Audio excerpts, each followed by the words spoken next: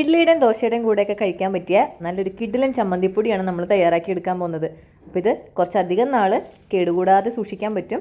അപ്പോൾ നമുക്കിതെങ്ങനെയാണ് തയ്യാറാക്കുന്നതെന്ന് നോക്കാം. 3/4 cup ഉഴുന്നുപരിപ്പും 1/2 cup തുവരപ്പരിപ്പും കൂടെ നമ്മൾ ചെറുതീയിലൊന്ന് ചൂടാക്കി എടുക്കാൻ പോവാണ്. അപ്പോൾ ചെറിയൊരു ബ്രൗൺ കളർ ആവുന്നത് വരെ നമുക്കിത് ഇളക്കിക്കൊണ്ടേ ഇരിക്കാം. ചെറിയൊരു ബ്രൗൺ കളറായ ശേഷം നമ്മളതൊന്ന് മാറ്റി വെക്കുകയാണ്.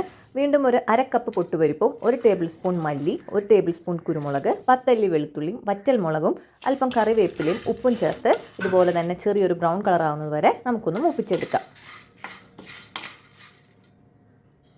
ചെറുതീയിൽ നമ്മൾ ചൂടാക്കിയെടുത്ത ഈ കൂട്ടുകളെല്ലാം നമ്മൾ ആറാൻ വെക്കുകയാണ്. ആറിയ ശേഷം മിക്സിയുടെ ജാറിലിട്ടിട്ട് നല്ലപോലെ പൊടിച്ചെടുക്കുകയാണ്. ജലാംശം ഒട്ടും ഇല്ലാത്ത രീതിയിലാണ് നമ്മളിന്ന് ഈ ചമ്മന്തിപ്പൊടി തയ്യാറാക്കിയിരിക്കുന്നത്. അതുകൊണ്ട് തന്നെ ഇത് കുറച്ചധികം നാൾ കേടുകൂടാതെ ഇരിക്കും. അപ്പോൾ നല്ല ചൂട് ഇഡ്ഡലിയുടെ കൂടെ കഴിക്കാൻ പറ്റിയ നല്ലൊരു ചമ്മന്തിപ്പൊടി.